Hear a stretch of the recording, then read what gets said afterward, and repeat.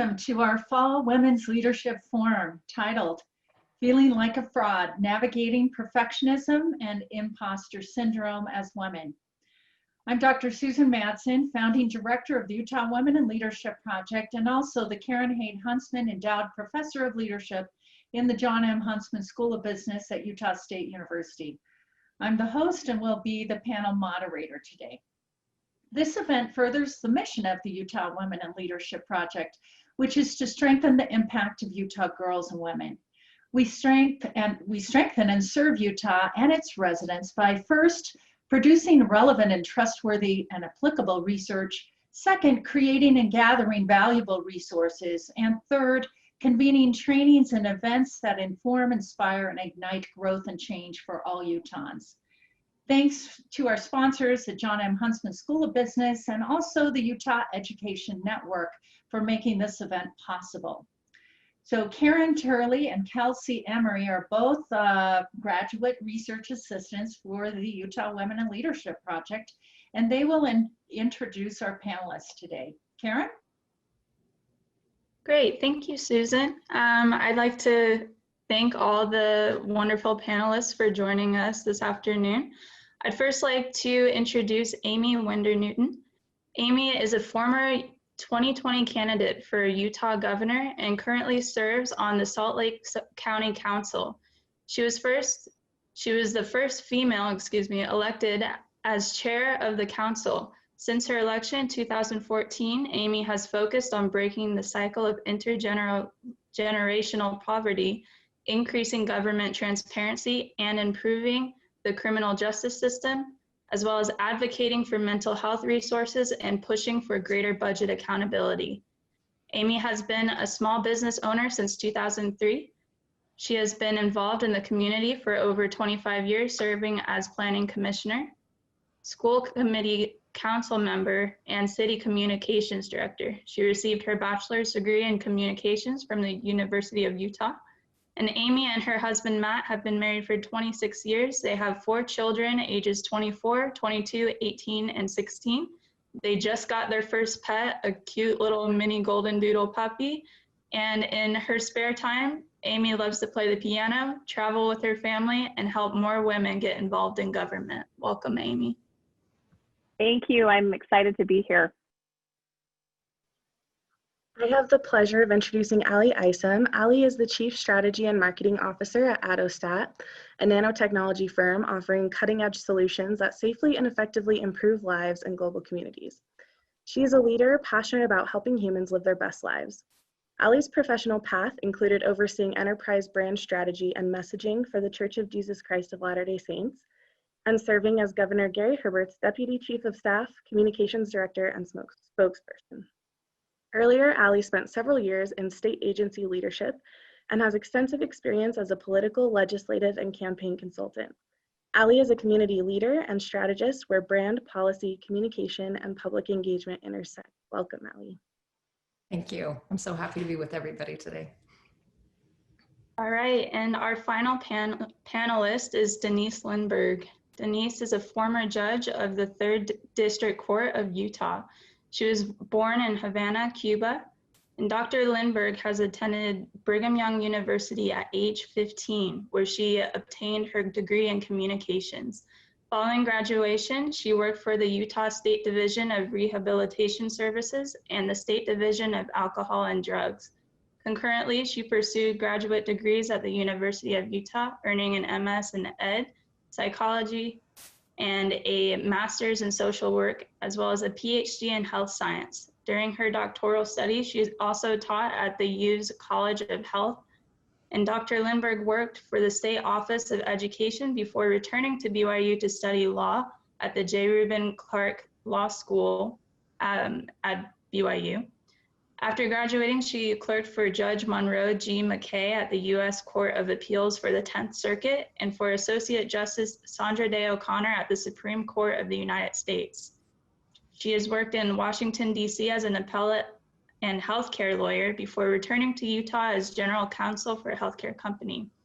In 1998, Dr. Lindberg was appointed to the 3rd District Court bench by then Governor Michael O. Leavitt, And in 2015, Judge Lindberg stepped down from full-time judicial service, but remained an active senior judge until 2018. Judge Lindberg and her husband, Neil, are both senior fellows with BYU's International Center for Law and Religion Studies. She has been a frequent speaker on topics of religious freedom, human dignity, and international human rights law at academic and legal conferences across Latin America. The Lindbergs are parents of 2 sons and grandparents of 11 children, ages 8 through 21. Welcome, Denise. Thanks so much. I have many questions that I'll ask our panelists today, and I'll also work in questions from the chat throughout the discussion today. So to our attendees, please submit your questions anytime in the Q&A or chat, and the panelists and I will all be watching and work those in as we can. I'll stop here and there throughout my set of questions to work those in. So please make sure you also post your comments to all attendees, not just the panelists, so other folks can learn from your comments as well. So I have been looking forward to this panel for a long time. This is such a popular topic, and you are all popular women, so great to have you with me. My first question for each of you is just, why are you interested in this topic? You all said yes to my invitation, which I greatly appreciated, but why does this topic interest you? Aimee, let's go ahead and start with you. Well, I'm interested in this because I felt it myself at times, and I know we'll talk a little bit more about that later, but also I really have a vested interest in seeing more women getting involved in government. And man, we need more women, and we need those perspectives. And what I'm finding as I've talked to women about running is this is a real thing. I mean, feeling this imposter syndrome that they don't know enough, or they don't have the skill set, or whatever, is a real barrier. So that's why this is very interesting to me. Great. Denise? Well, the fact that I have 5 degrees should tell you something about needing validation, external validation. This has really been a part of my life for as long as I can remember, for better or worse. But on the plus side, it has helped me, advance and accomplish some things that I had set for myself as goals. On the downside, it's exhausting. And so it's nice to sort of be able to pick that mask off and talk about it. I think that unless we talk about it, a lot more women in particular are going to feel like that this is a shameful secret that we keep to ourselves. It's so interesting when I bring this up to women themselves. A lot of them have not heard of really imposter, and they're like, that is what I'm feeling. That's exactly what I'm feeling. So I think talking about it more is so important. Allie? I'm so grateful we're having this conversation today, because I myself have wrestled with this and honestly didn't have a label for it. And I think when we can identify what it is and label it and deal with it, it can be a good motivator in many ways for self-improvement. And it's just a good red flag for us when certain things happen in our lives, like Denise was implying. We start to suffer burnout, anxiety, depression. It gets to you to carry this burden. So to put a label on it and figure out some really good strategies for coping is so constructive. So I'm thrilled we're talking about it, because I think women uniquely are challenged by this, particularly the more successful you become, and the high, sometimes success doesn't inoculate this, it actually enhances it. That's such a great point. And for those that are listening in today, again, welcome, but also we are really gonna spend the first, maybe third, on imposter syndrome, and then we're gonna dive directly into perfectionism. But panelists, I'm looking at you. Don't you think there's a combination, an overlap in those two concepts? Yeah, there really is. So my second question for you is, so let's dive into imposter syndrome. So first of all, what is it, and how has it played out in your own life? Denise, let's start with you this time. I loved your comment about all your degrees, by the way. That was great. Well, the way I see it is really is a perceptual and an emotional distortion of how I see myself versus what my CV says that I have accomplished, for example.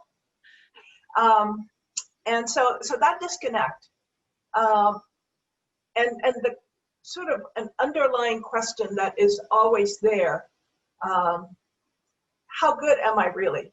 People tell me I've accomplished things, and I know I have. I've got a nice long CV, but how good am I really? And how do I distort the feedback that I get?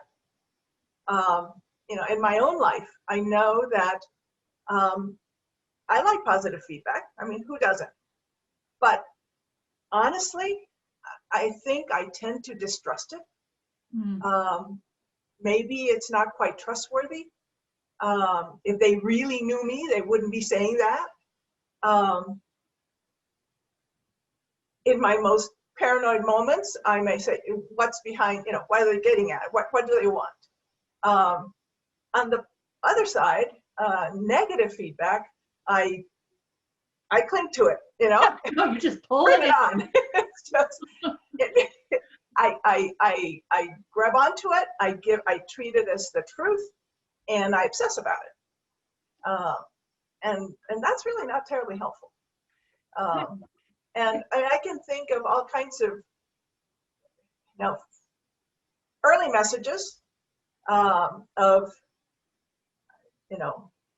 we're an academic family, we all have academic degrees, and you're not really even given credit until you've got that PhD.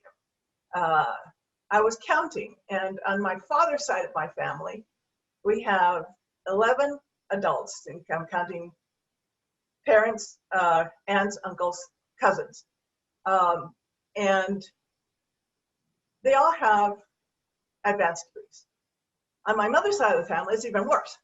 There are 24 living adults. And of those, there are 13 PhDs or MDs or JDs. And the rest are all, master's level or BA. So it was never a question. Yeah. But whether I was going to go on to school or graduate school or whatever. But to be not even given credit, when I earned my PhD, one of my aunts sent me a congratulatory card welcoming me to the family of scholars. That was the first time she had acknowledged anything. Oh my. Now, she's a PhD married to a PhD, given birth to another PhD. So that just gives you a sense of the family dynamic there. That is so interesting because, of course, imposter syndrome, and some people don't like the word syndrome, they're calling it phenomenon, but it goes back and forth. There's things within us that are socialized, but the external things as well. Yeah. So Allie. For me, I see this as a fear-based paradigm. It obsesses. You cycle around this paradigm of scarcity, of limited validation, of limited success. And for me, it really manifests itself where it was hard for me to see what I was doing was of the caliber of work that deserved any kind of recognition. And I remember in one particular role, feeling that the cultural overlay was uniquely challenging. I remember finding myself one day saying, like, how many backflips does a girl have to do to be valued? It never felt like it was enough. I never felt like I was enough.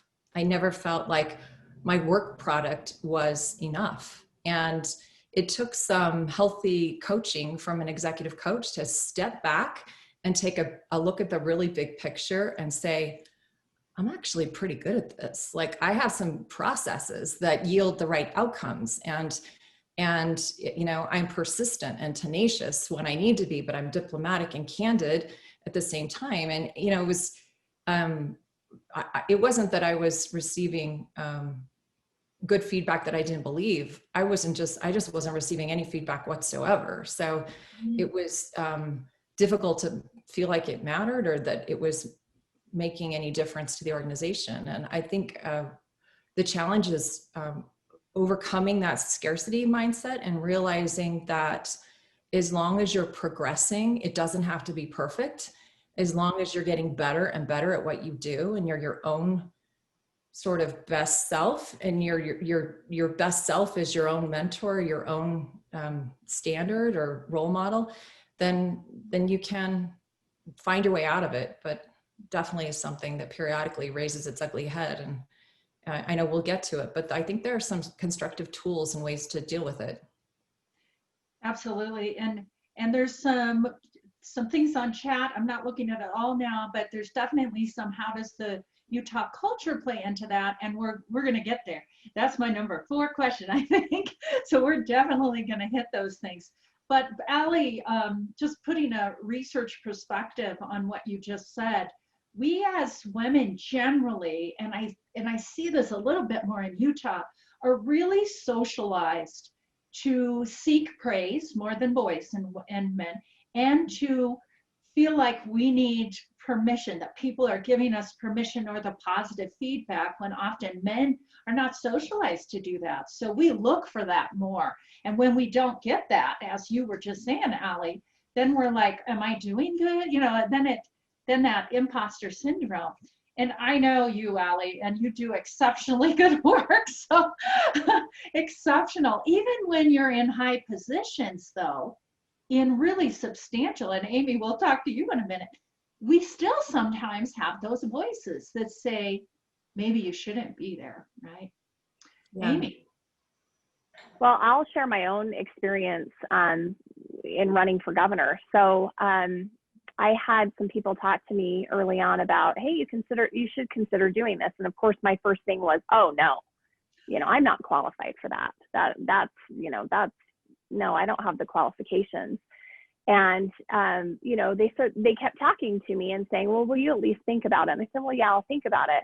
Well, I remember that the day that it showed up in the news that people were asking me to consider running for governor. And I was legitimately embarrassed. Like, I just thought, what are people thinking? I mean, I'm sure people are looking at this going, she's not qualified. Like, what? Why is she thinking about this? Why are people asking her? And I was legitimately embarrassed. Like, I remember not wanting to talk to the media about it, just being like, and part of it, I think, is I wanted to see what the reaction was a little bit. I don't know if that was my hesitation, but I was like, what are people really thinking?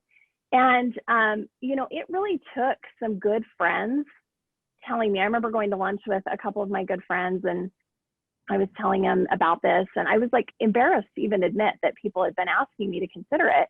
And I had one of them say to me, Aimee, you are absolutely qualified, and you are just as qualified or even more qualified than these other names that are floating around. And I don't want to hear again from your mouth that you're not qualified. And it was so great that she said this. I mean, this was a mentor of mine who kind of just put me in my place. And I needed that. Like, I needed to have people, and I had other good friends who were so supportive and who gave me the confidence that, no, you really are qualified enough. But I think it's so interesting that as women, we have that question. Am I qualified for this? I mean, here I'm on a legislative body that represents 40% of the state's population, served as chair, and yet I didn't think I was qualified.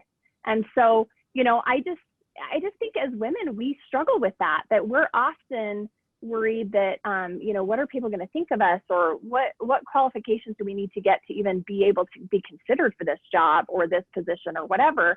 And we just don't give ourselves enough credit. We feel like we're in a foreign land sometimes when we're asked to do some of these things. And Aimee, as you know, we're very much socialized, according to the research, to want people to like us more than want people to respect us. If we have those two and we're really not aware of this, we're going to go towards the likable And for men, you can be likable and competent. For women, oftentimes you have to choose one or the other, right? There's been some chat about that qualifications, and most people do know that men, if they're 50 to 60% qualified, will step forward. Women, it's really, many studies have shown about 90 to 100%. And you can say some of that might be in the hormones and neurotransmitters, but you know, most of that is socialization, how we're raised and how we see that around and what our mothers do and what our elementary school and people at church. So we struggle with that most of the time more than men. I would like to shift now. Just shutting down that negative voice, that negative self-talk that we tend to give ourselves. And I don't see men giving themselves as much negative self-talk as I know myself and my women friends do. So I think it's even interesting when you talk about socialization. When we're in elementary school, how many girls did you hear were bossy? And yet how many boys did we call bossy? And really what these girls are doing are exhibiting a form of leadership, right? I mean, when they're taking charge and it's just interesting to me that we call it something different for girls than we do for boys. Even the notion that we have in our day and age where we call people Karens, which I hate that because I always feel bad for the people named Karen, but you know, people named Karens who, you know, it's this person who demands whatever. And I just think, but are we calling men that? I mean, men who are demanding things and having high expectations of, I don't know. I think that we really get scrutinized as women a lot stronger than men do. Yeah, and I had a mayor one time tell me, he said, I raised my daughters and sons exactly the same. And I said to him, no, you didn't. And he said, I raised my son. He said it again. And I said, there's no way. I mean, when you understand unconscious bias, there's no way. We do, no matter what, we raise our daughters and sons differently, and we can see that creeping out in so many ways. So my next question, oh, go ahead. Yeah. Well, I don't want to derail you. I just wanted to add a point that I might not fall within the data where you're talking about women preferring to be liked over respected, because I'm kind of in the camp of I prefer respect. I had a male supervisor once when I was new to a team tell me that he wanted me to make sure it was more important that they liked me, that I had all male peers, and it was very important to him that I make an extra effort to connect with them in a social way. And to me, that was the culture sort of signaling back to me that it wasn't just female expectations, it was male expectations that I be popular over respected. And my response to him probably didn't help any when I said, you know, I'm not running from his congeniality. I'd much rather be respected by my colleagues for the skills I bring to this team. And he seemed to diminish that immediately. And it was a strong signal to me about the culture of that particular workplace. That is such a great point. With everything, there is that socialization for us, but then, you know, you see that in the research on negotiation. Yeah, we can get women to negotiate as much as they can, but if they hit other people saying, oh, why is she asking for more money? It's both. It's really both.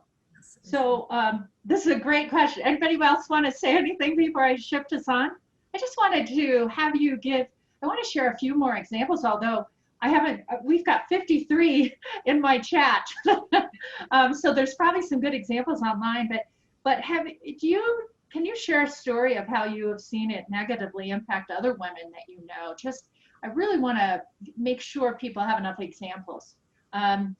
Anybody who wants to pop, we don't all have to talk on this one, but is there anyone that has a particular fun? This probably is not fun, but a story, interesting story. I have one I could share that is recent, that I think it gave me pause. It's helped me in some ways to realize this isn't just something when you're advanced in your career that you experience, but I recently hired 3 interns, and I hope this isn't a betrayal of these particular interns. They're all enormously talented, but there were 2 females and 1 male, and both female candidates, after I offered them the position and we got settled in, came to me and asked me why they were hired. They had they'd come together for training and they'd recognized how talented the other 2 were. and felt a little intimidated, thinking, I don't deserve to be on this team. How did I merit being hired on this team? And I talked them through the skills they brought. And the reason I brought them on was not because they were identical. They were very complementary. And I want to control for blind spots. I want lots of perspectives. And the male intern, he didn't ever look back. I mean, it was like, cool, let's go, but the female interns were a little bit, they were hesitant. And I'll just speak candidly, like, they're top performing. These women are strong, capable, highly skilled, high performers. And it did occur to me that this is something we need to think about inoculating early in our careers, is that pattern of inadequacy or negative self-talk.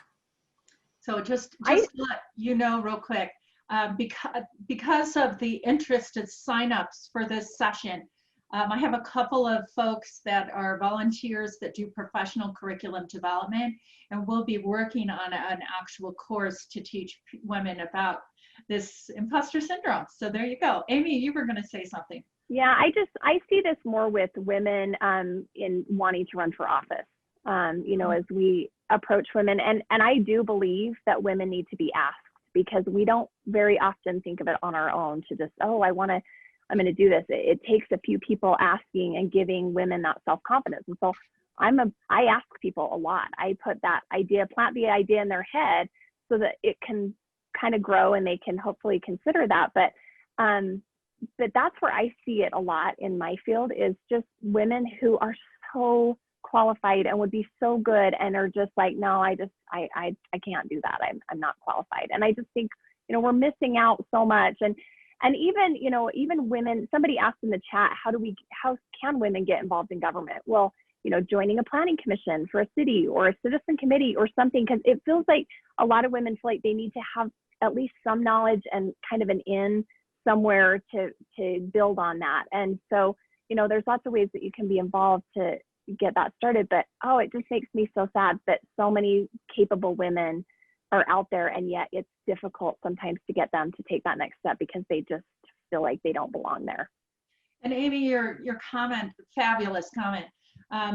We do have a web page, the only one in the state, and Kelsey or Kylie or one of my staff, if you can put the link, we have a page on our website. Our website is utwomen.org. But there's a very specific page, and it's the only one you can find in the state, that has links to the state boards and commissions, but also links to all county and every city, like any place that we could. There's a few cities that don't have a web page, so we have a phone number. So where people can go in their cities to see what committees or commissions are available. So just wanted to put that out there.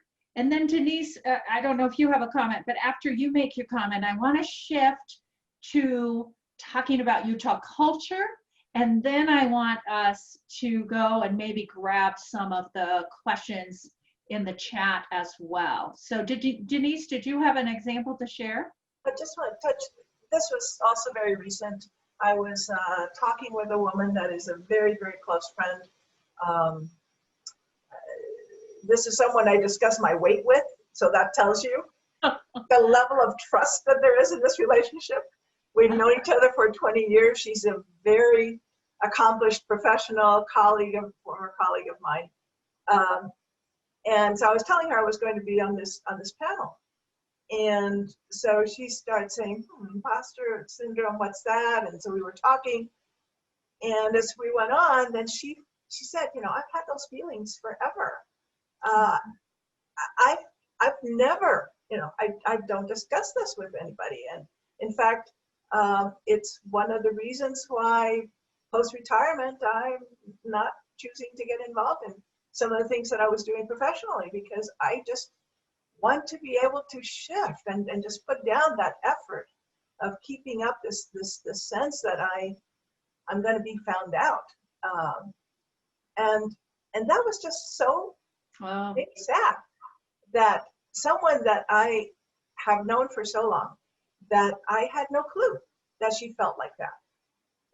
In all the conversations we've had over, however long we've known each other, And I think that this is just really a shameful little secret that we hold to ourselves, that we feel less good about ourselves. And we've talked about negative self-talk, but it is only when we bring it out, when we talk about it, when we, and then when we confront each other with reality, and validate each other with actual, well, you've done this, and you've done this, and you've done that, and was that all pretense?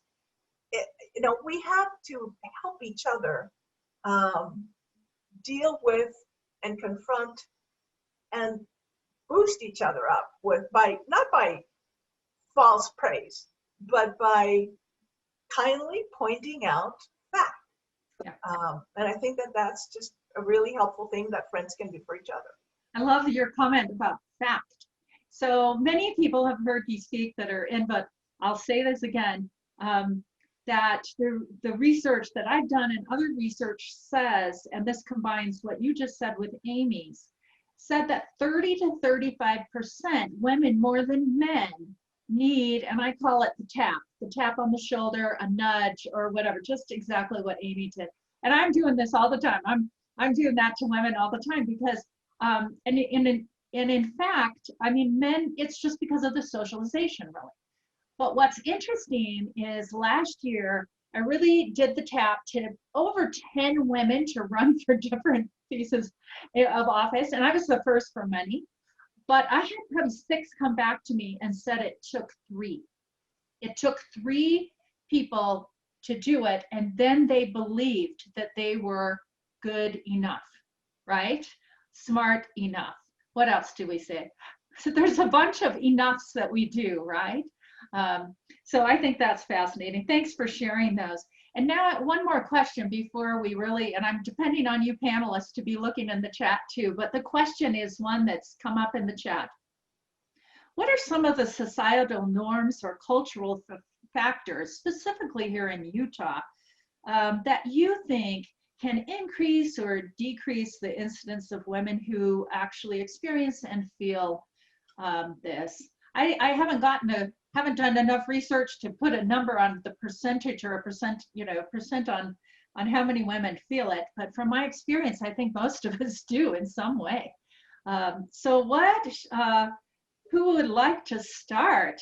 Aimee, I'm happy to pipe Okay. in, and I'm just going to be super blunt here. So I hope I don't offend anybody with this, but I'm an active member of the LDS church, and I know that sometimes our church culture, and I think it overflows into other culture here in Utah, is difficult for women because, for instance, we don't have a lot of men who are used to having women as their bosses at church, and we don't have, we kind of have a little more. We stand back a little bit more, and I think that does make it hard for us. I think because we don't envision ourselves in roles, we do seek that extra validation because of that cultural difference. I think that some of the things that we have to do to overcome that are fake it till you make it. I mean, sometimes you just have to go into something and just tell yourself, you know what, I remember Stuart Smalley from Saturday Night Live. Do you guys remember that skit? I'm good enough, I'm smart enough, and doggone it, people like me. That was his mantra he'd say in the mirror. And I think we have to do more of that because we have to build up our confidence enough to be able to overcome some of those things. Yeah, I love that. If I could add, I think, I've had more than my share of experiences with the local culture, and it's pervasive in our community and in our organizations, and I think we'd be naive to dismiss it. But even outside of validation, I think sometimes we're waiting for permission. We're waiting for somebody to open a door or grant access to us instead of claiming what is rightfully ours. And this sense of self-efficacy is in our way, I think, a little bit. We may have been raised to define ourselves by everything external to ourselves, our roles, our visibility, our hobbies, those sorts of things, instead of what's intrinsic to us, what makes us us and makes us special. And I think you have to get really clear internally about your why to fight your way through those cultural barriers and recognize it for what it is. And cultural change does not happen overnight. It's going to take persistence and focus and patience. And sometimes we tire and we hand the baton off to other people to take a lap. But I do think it takes all of us to, the only way we're going to change it is to call it out, to label it for what it is, to define it, and to be very specific about it, and then to figure out ways to address it. But until we more potently and accurately define where the cultural barriers are, I think they remain there. But to be a victim of them isn't going to help any of us feel that sense of self-efficacy. And we can't wait for other people to become enlightened or awakened to those barriers. We have to make sure people can see them and identify them for what they are. I want to take away from any of that because I completely agree. But let me step back and give a little bit of a historical perspective, I guess, just because of age. I came to Utah for the first time in 1966 to go to college, and I don't think I'm fooling anybody by when I say that back then, if you think that social roles are still rigid here, we're a long ways from where we were back then. They were much more rigid. The female roles were much more traditional, much more defined, and people that stepped out of those roles or wanted to blend roles or whatever it was a difficult place. So yes, Utah is still a very conservative culture. I completely agree that we need to do our part by calling things out, as Ali said. But as the state has opened up, as people move in, as culture, the larger culture changes, Utah's culture mellows, and at least in my lifetime, I have definitely seen that. Now, having said that too, if IP feelings and are typically associated with what achievement, it seems to me reasonable that in societies that are more culturally traditional, that where a woman's primary role is still seen as primarily supporting one's spouse and children in their achievements rather than necessarily prioritizing the woman's own achievement.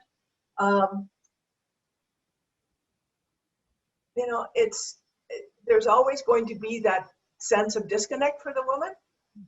There's always going to be that sense of, should I even try? As Aimee was talking about.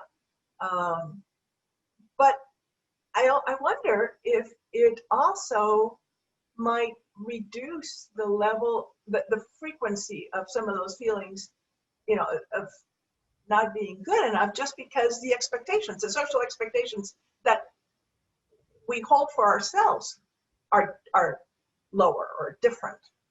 Does that make sense? Oh yeah, absolutely. I think it's quite complex. And I think the more that we talk about it, Denise, the more that those conversations become more open, and maybe that'll bring awareness more towards that. Ali, I think it was you that mentioned something. I didn't used to like to use the word sexism, but actually I say it almost every day in speeches and stuff now. And so I saw a couple comments. I haven't been thorough on the comments yet, but understanding the difference between hostile sexism and benevolent sexism. And benevolent sexism is still sexism.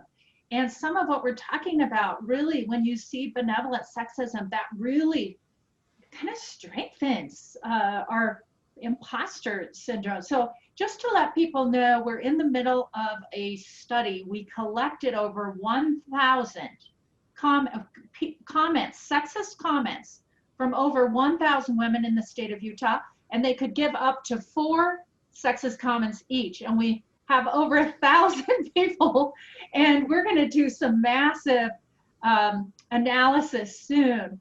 But what's going to be the result is some tools, some good lists of these are sexist comments. Maybe I'll divide them by hostile and benevolent, but then actually what are good responses to those?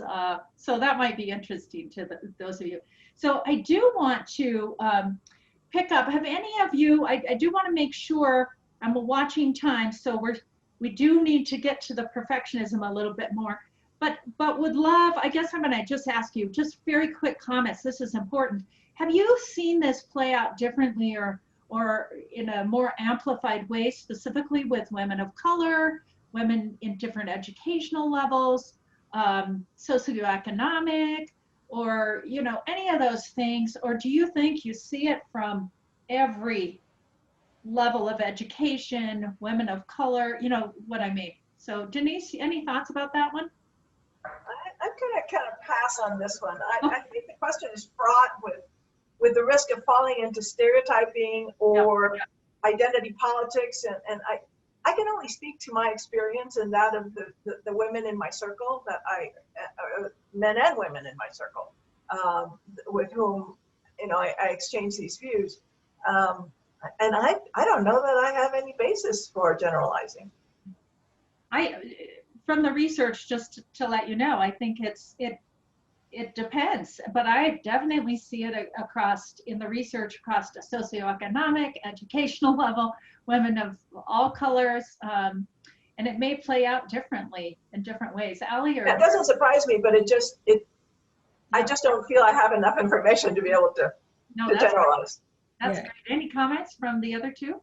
Well, I would agree with Denise. I personally don't have examples, and I think it doesn't manifest itself as imposter syndrome as much as it is like burnout or anxiety over performance. And in my experience, there's no discriminator that says it's unique to any socioeconomic variable. But I do think that it has a lot to do with a person's mindset and their approach to feedback and their approach to progress. And I love Carol Dweck's work mindset. I mean, that's just been really pivotal in my own management experience, that she talks about a growth mindset versus a fixed mindset. And a fixed mindset is, it sees character and ability as very static, and it can't be enhanced, where a growth mindset says, I can learn, I can overcome, I can figure this out. This is exciting, this is fun. And it's a lot more positive, and it embraces the opportunity in conflict. And that's maybe the way that I've seen it, is in my need to share that paradigm of a growth mindset. I find that that need more pervasive. So I don't think there's a discriminator. So let's pick up now any questions you've seen over in the chat. I'm going to rely on you three if you've been watching the chat. I'd love to pull over anything you would like to address before we really shift gears and go a little bit more towards perfectionism. Well, do you want to talk about how to combat it, or are we going to come to that later? I was gonna pick up a couple, but are there questions in the chat? Maybe we can combine that one, because we do want to end with what tips would you offer to combat that? Are there some joint questions kind of in the chat about that? I saw a couple people mention that. I'll give you just an example of some things that I think we can do to help each other. When I was first elected to the Salt Lake County Council, I showed up to my first Utah Association of Counties meeting, and it was during a legislative session, and we were meeting up at the Capitol, and there was this huge table, and then there were seats around the outside, and I came in and I sat in one of the outside seats. And in county government in Utah, it's especially county commissioners and the executive and legislative branches, it's dominated by men. And that was who was around the table. And I had a woman come up to me after, and she said, Aimee, when you come into this meeting, and it was a weekly meeting, she said, you need to be at the table. And I said, oh, no, I'm new. I'm okay to sit back. And she said, no, you need to be at the table. And that was such a good lesson for me. And so when I was on during the governor's race, when I was visiting all the different counties throughout the state, I would meet with different county commissioners and independent elected officials from the different counties, and include city leaders as well. And it was really interesting to me because we would sit around a table, and some of the women who were maybe independent elected officials would come in and they would go sit in the back. And I made a point to say, oh, hi, no, we need you to come sit at the table. And some of them were really hesitant. No, I'm good. And I said, oh, no, I really want to hear your perspective. And I would go and physically get a chair and I would move it up there so that they were in equal position with where those men were sitting. And I could make eye contact with them and hear their stories and their perspectives. And I think as women, we have a responsibility to look out for each other and to look for ways that we can be more inclusive and to make sure women are at the table. Even with women candidates who are running for office, if a woman candidate, I don't care what party or whatever, if somebody calls and asks me for money, I will give them something because I know how hard it is to fundraise for public office as a woman. And I just think that there's so many things that we can do to really help each other, or just that affirmation that we talked about, encouraging people to do things, or giving them the affirmation, when they're successful, and congratulating them, and, helping to share that. I just think that those are some things that we can do to really help. That is such a great, like that one woman making a point to do that with you. Now you can do that with so many others. I love that. Any other tips? I see one question about how do we have this conversation with men? And I think it requires some candor and diplomacy at the right time. Sometimes it's in the moment when something happens that we identify it. Sometimes it's a subsequent conversation about what occurred. I have found male colleagues, if I approach them with, I know you wouldn't intend to create offense or exclusion, but what just happened in that room, in that conversation, may have reinforced a certain gender dynamic, and just helping them be aware of that and having a conversation that doesn't create shame or embarrassment, but that gives them a tool, a practical application, I think is a great starting point. And we just have to be patient that it doesn't happen in these great big sweeps and changes. It's all these little baby steps over time that create experiences that change mindsets. And it's not enough to just give them the information. They need experiences to go with it. I love that.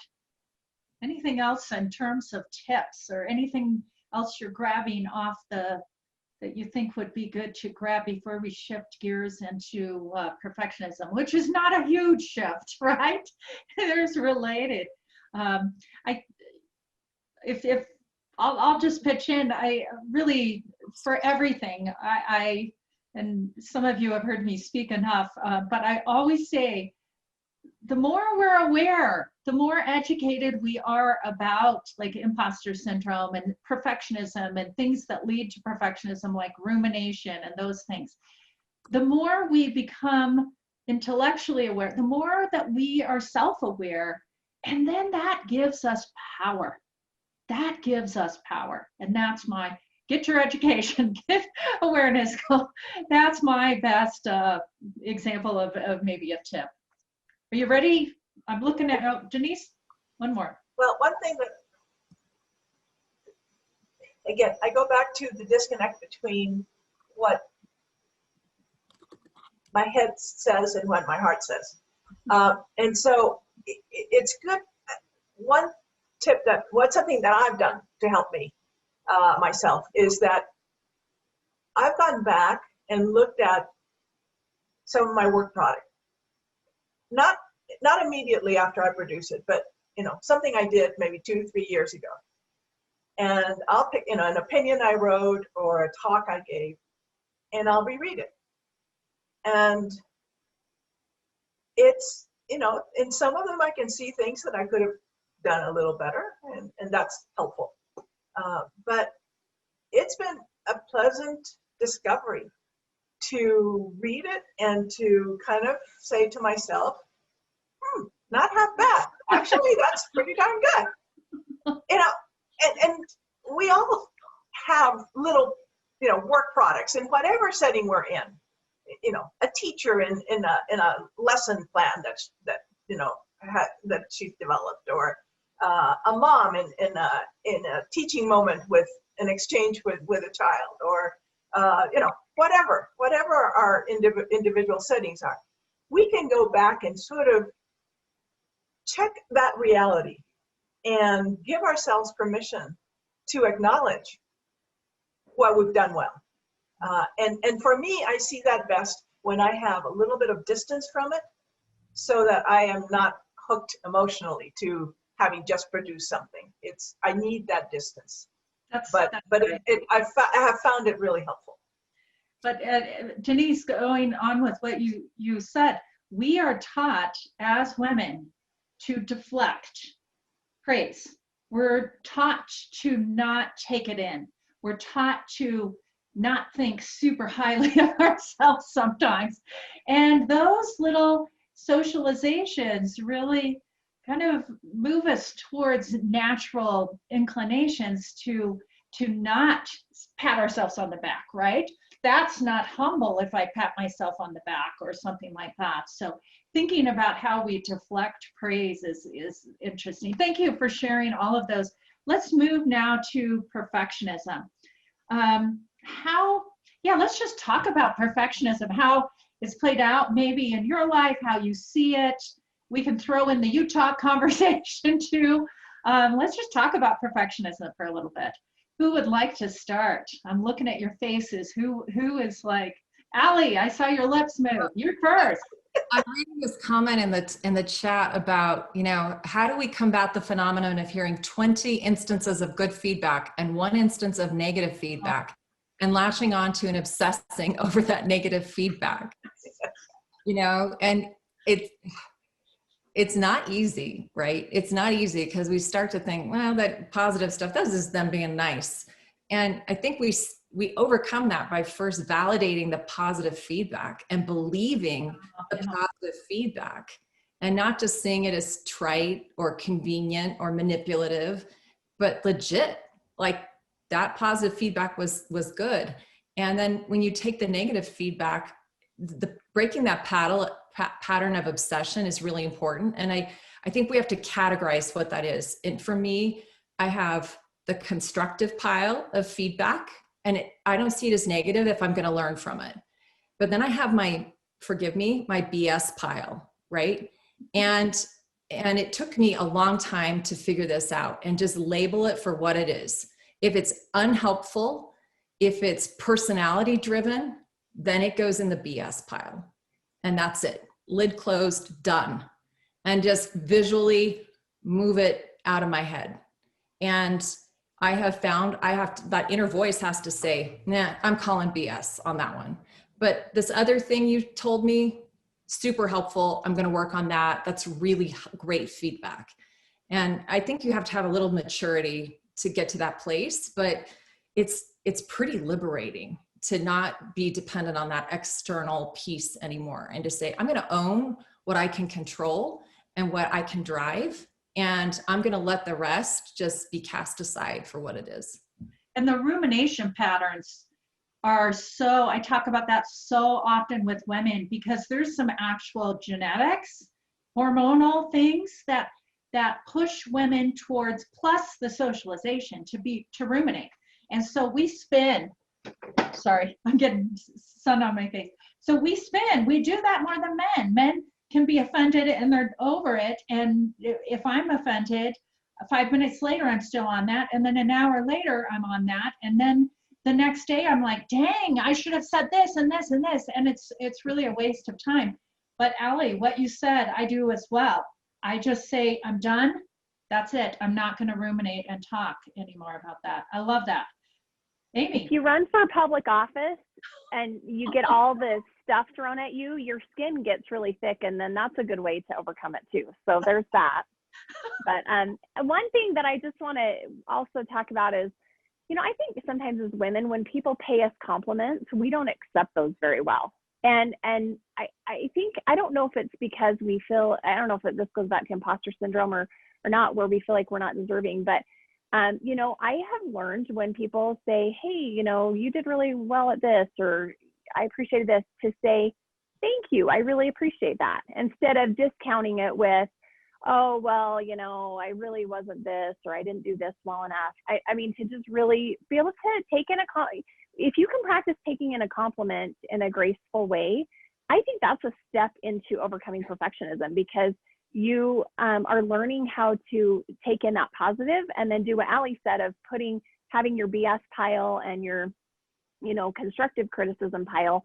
You know, I think that's a really good way to do it. But yeah, there's some mean people in the world right now, and social media makes it really, really hard. And so, and I think we sometimes read more into comments than maybe men do. And so, taking a step back and a deep breath and maybe going, yeah, this really doesn't matter. Here are what my focuses and priorities are, and this is what really matters. And being able to examine that, and I don't know, I've gotten pretty good at just like, people are really rude to me and it bounces off, but it's taken a lot of years of practice for that too. Well, it takes practice. It takes practice. I'm gonna just show you a tool I use. And I've been saying this, I think it was unconsciously done by Mia Love. I saw her do this one time, and I've used this, and I've taught people all over the nation this, is what you do is do what Aimee just said. So when someone gives you a compliment, you take it in and you say thank you, and you pause. And then, because of social norms and because we like to, then you take it out. So this is how it goes. You say thank you. And I'm so grateful for my team, and not but, I'm so grateful for my team. So then we don't break gender norms, but this take it in and then bring it out. If we don't take it in and say thank you, then we're not accepting it and they can't see our confidence. So a little tip, Denise. Well, Webster's defines perfectionism as a disposition to regard anything short of perfection as unacceptable.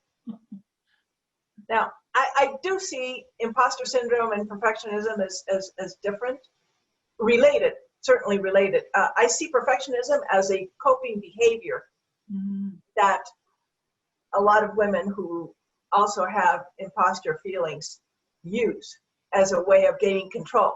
At least that's certainly been how I've used it. The realization, though, is that that's a measuring stick of anything short of perfection is unacceptable. We're never going to satisfy that. And it's destructive to ourselves. It's destructive really to our relationships, to the extent that we apply that same kind of unforgiving yardstick to others. So it's not helpful to anybody, really. And yet we do it all the time. I remember my mother's motto was, anything worth doing is worth doing well. I reinterpreted that as everything must be done to the best of my ability. What that resulted in was a lot of extra effort that didn't really improve the margins that much of the product. And I still do this. I mean, my husband will hand me something to read and said, put your pen away. Don't even touch that pen, because I will immediately start, editing and correcting and changing. Even in writing letters to the family, I will go through 5 or 6 drafts, which is really pretty ridiculous. but I do. But it's kind of funny. But I have a son who he was trained as an economist, and his argument was always, if giving it 80% effort gives me to my goal, or close enough to it that it's okay, why isn't that, why do I have to give more than that? And I was always frustrated raising this child. He said, no, you've got to give it your best. and learning to back off from that, and learning when it's important to do your very best on this particular piece of work because it has that salience, versus maybe a letter to my family doesn't need 6 drafts. That's a message I still have to work on, but I think it's good to be able to separate when it's really important to give our very best from when something is good enough. And I'm still learning. So if somebody has some tips about how to do that, I really would like that. That's good. I physically say sometimes, good enough, I got to move on. I actually say, good enough, boom. Send in that. I have never been able to say that. And that is what the confidence research says is that we actually, the more perfectionistic we are, the less confident we are. That because we don't like to act, and the action is part of confidence. So there's an interesting connection there. So comments on, I know there's writings, Julie Hanks, Dr. Julie Hanks has done some writing on perfectionism a bit, particularly within the Latter-day Saint culture. And most people, experts in discussions, have said they see even just a little bit more of perfectionism in the Latter-day Saint culture and in Utah culture. Any comments about that? And then I want to shift to some tips. Can I? Well, Oh, go ahead, Aimee. You go first. no, go ahead. Go ahead. Oh, rock, paper, scissors. No, I'm kidding. I'll be brief, and this kind of overlaps into things that we can do too. I mean, I think the cultural thing is really tricky. We put on our best face, we try to look like our family, and our children are so well behaved and everything's hunky-dory in our families. And you know, one thing I've started to try to do to disrupt that a little bit is be really vulnerable and authentic with what's going on in my life. And I mean, I've been known in Relief Society to share, yeah, when my husband and I went to marriage counseling, ... because I think that people think that we're so perfect. I recently wrote an article for the city journals, and I also published it on my blog about our family struggle with mental health. And I went through, talked about my own struggles. My husband had a bout at one point, my children, and they were so awesome to give me permission. But when we can kind of we can be vulnerable and let other people see that we're not perfect, and we're okay with that. It's okay. We have struggles. Everybody has struggles.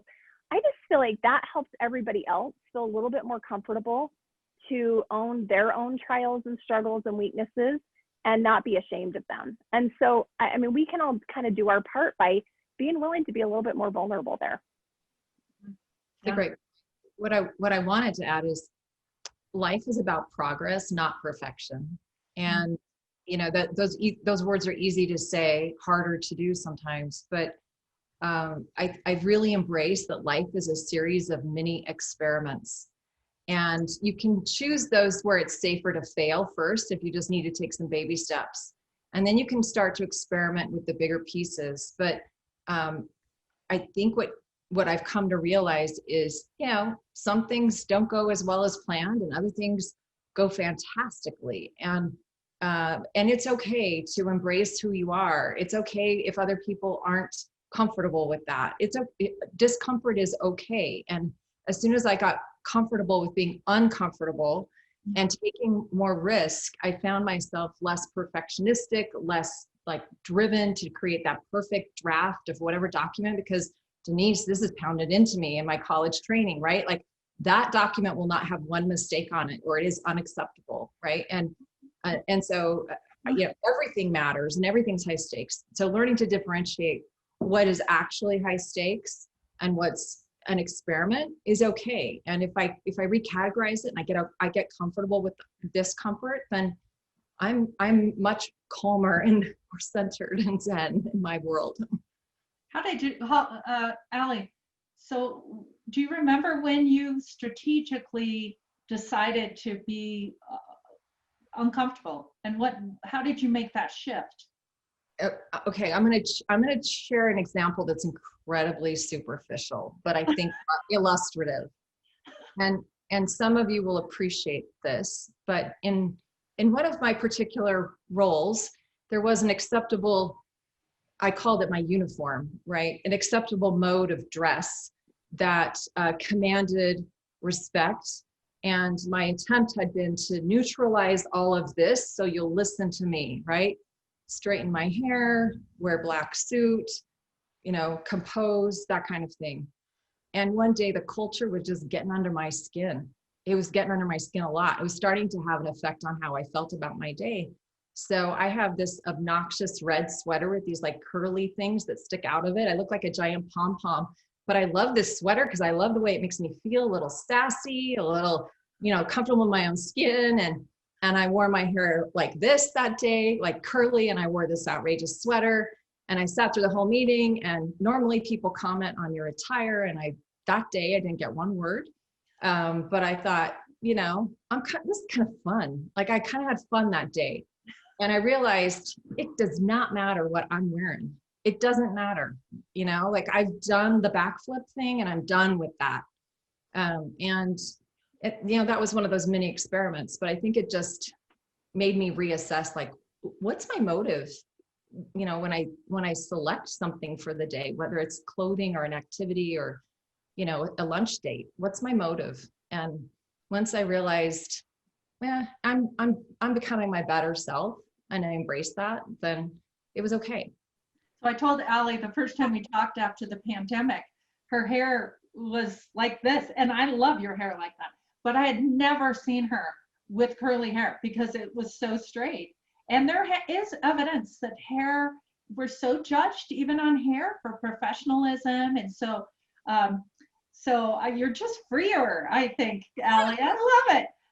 Susan, I cut my hair. I had long hair, and when I decided to run for governor, I cut it short for that very reason, because of the data that shows, you're taken more seriously if you, anyway, it's awful that we have to deal with that as women, isn't it? And I've got a pipe up.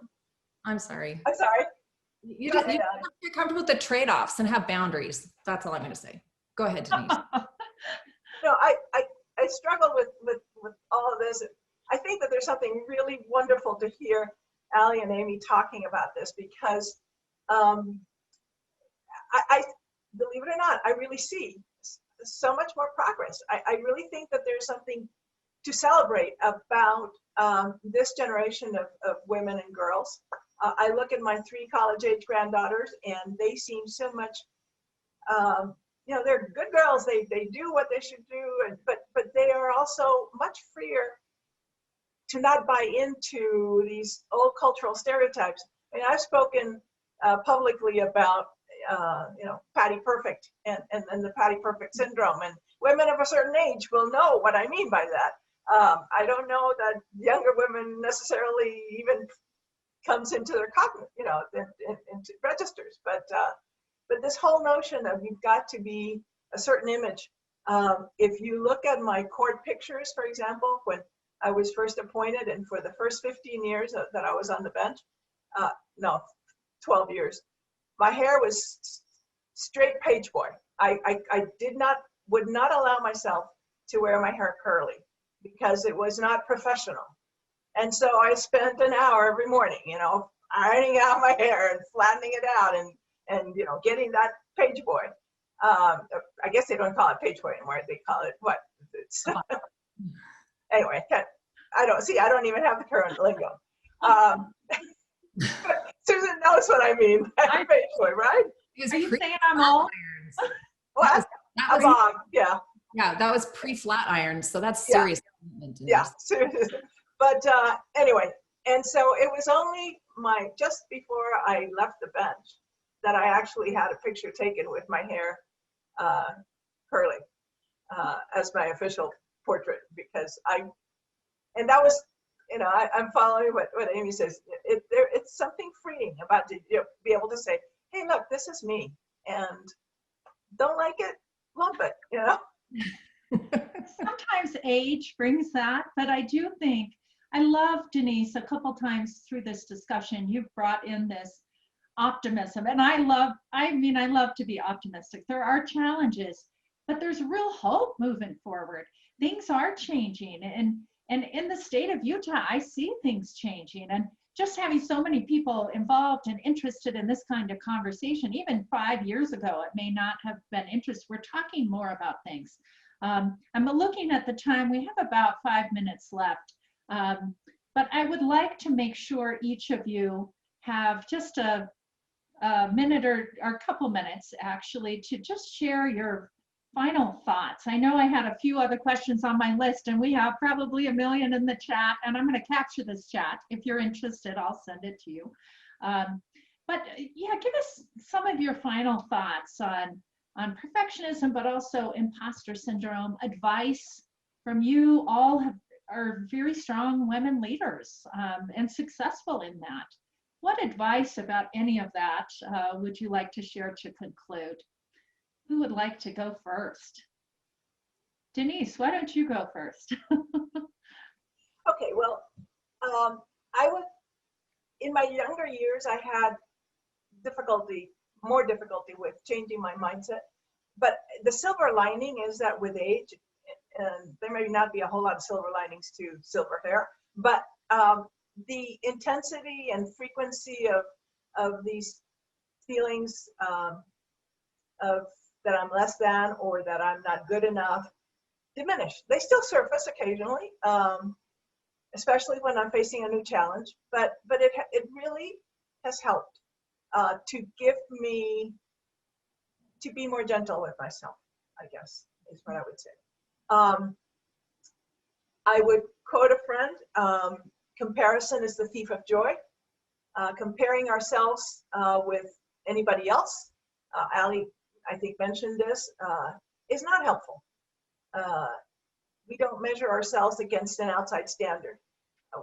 If anything, we just look at where we were and are we moving in the right direction? Speed is not the issue. It's, are we moving in the direction that we want to go? And there is no timeline on how we progress and how we improve ourselves. And then by way of tip, is just really try to tune in to negative self-talk. And challenge it, whether it's that's good feedback, that's BS feedback, I'm not going to think about it. Just tuning in and being aware, I think, is half of the battle. Because then we can use strategies, to confront those feelings and if you really need professional help, there's lots of professional help available for that. But there are all kinds of things that you can do to with yourself and with a trusted friend to just talk through the reality of feelings, acknowledging them, but also is that helpful or is that holding me back? Anyway. Thank you so much, Aimee. Well, I think about the time I was asked to be the organist at my church, and I play the piano, but I don't play the organ. And so I don't use the foot pedals. I use the cheater buttons where it can sound like you're using the foot pedals. And so imposter syndrome, first of all, I felt like why am I here? I don't belong here. And then as I'd play, I'd worry about every note and what if I make a mistake, and I want to make sure it sounds perfect. But I was able to overcome those fears once I started thinking about what I'm producing here in this sound and this music is I want it to be able to give a certain feeling for the people who are singing. And when it became about them and less about me, I didn't worry about that so much anymore. That wasn't an issue. And I guess my final piece of advice is with both of these things, imposter syndrome and perfectionism, when you can get outside yourself and look for other people you can champion or ways that you can help this problem dissipate in other people's lives, in other women's lives, there's something empowering about that I think helps you have more confidence and overcome it yourself. And so I guess my advice is just look outside yourself and see how you can help others. And you never know, that could help you with your own challenges in that arena. I love that. Thank you, Aimee. Alie. What's hitting me most as we're finishing up here is the necessity to train your brain. I'm fascinated by neuroplasticity, how we can wire ourselves. We're never too old or too stubborn to learn something new. And with imposter syndrome and perfectionism being based in fear, I think we can start to recognize that there are things we can control, and we can practice a growth mindset. We can practice daily affirmations. One job got really hard and I wrote myself a personal mantra, that was my why. Why was I there outside of all the rest of the variables that were present? And I would read that to myself every day as an intentional way to wire my brain. I take an annual retreat where I run away to the mountains for 3 days by myself, and I journal and I read and I walk in the woods and I meditate and I pray. And it's a fantastic time to recenter myself and do some self-care that's intentional, that I think helps me overcome the imposter and perfection tendencies. And then one time I attended a journaling workshop that was hugely therapeutic and freeing, where I could just put down on paper some of those things that were troubling me in a way that was constructive. I took ownership for those feelings, labeled them, and did something about them. And then the last practical thing is I'd encourage you to set up an I rocked it email repository, a collector, for, if you will, so that when people send you those Attagirls, you put them in that repository and you make it part of your performance review every year. And you reread those when you get to a place where you're frustrated or you're doubting, and you can see exactly what you did well. And you can start to identify the processes that you're intuitively using to achieve success. And I think when you become more cognizant of the things you're doing that are maybe subconscious but intentional, you can start to overcome these negative thought patterns and start giving yourself some credit. And to your earlier point, being gentle with yourself. Just be your own best mentor and your own best friend.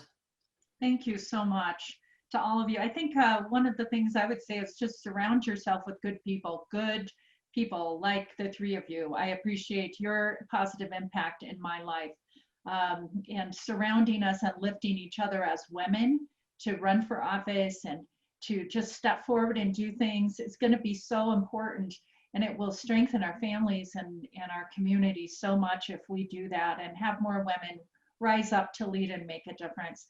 Thank you, Aimee. Thank you, Denise. And thank you, Ali. Thank you to all of the participants. There's still 226 of you still on listening. And thanks so much. Have a wonderful rest of your day.